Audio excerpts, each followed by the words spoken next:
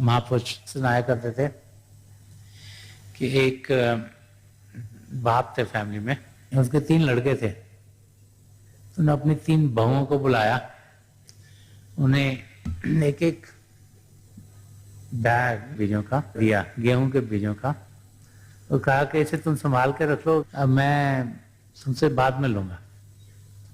तो जो पहली बहू थी उसने सोचा ये तो इतने से गेहूं, इनको क्या जब भी मांगेंगे इतने हम वापस कर देंगे, इनको बीज हैं इतने तो बहुत ज्यादा है नहीं, तो इधर उधर रख दिए। दूसरे ने सोचा कि नहीं मेरे ससुर ने कहा, तो उसने तिजोरी में जाके वो पूरा बैग का बैग रख दिया।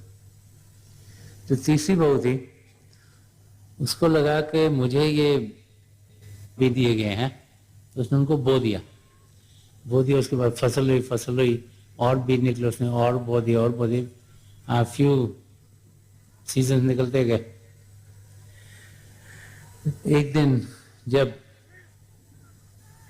पिताजी ने आके वापस वो बैग्स मांगे, तो पहली को तो मिला ही नहीं बैग कहाँ है, दूसरी ने जो उन्होंने दिया था दे दिया, तीसरी के पास इतना अनाज था कि वो बोरियों में भी आ नहीं रहा था। तो जो कैपिटल हमें मिलता है उसके साथ हम क्या करते हैं वो बहुत जरूरी है। हजरत बाबा सावन सिंह जी महाराज फरमाते थे, अगर हम बीमार हों डॉक्टर के पास जाएं और हमें दवाई दे ठीक होने के लिए, तो उसको हम लाके कब्र में रख दें तो हम कभी ठीक नहीं होंगे।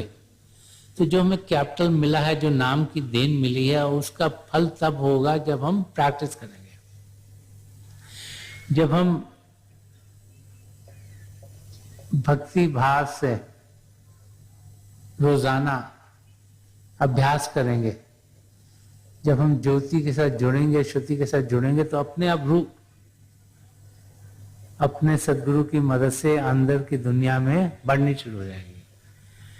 तो यहाँ पर गुरु अर्जन देव जी महाराज यही समझा रहे हैं कि संतन से हम लाया खाटिया हर भगत भरे भंडारा, कि जो इंसान उस कैपिटल को बढ़ाता है उसके भंडारे भरे भरे रहते हैं,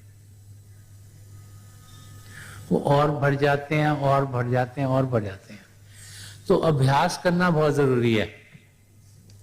जो हमें देन मिली है उसको बढ़ाने के लिए ये जरूरी है कि हम अभ्यास करें। इसलिए संत कृपाल सिंह जी महाराज ने आत्मनिरीक्षण की डेयरी दी, ताकि एक हम अपनी खामियों को देख पाए, जब भी डिफिकल्टीज उनको दूर करें और फिर अभ्यास को ट्रैक करें।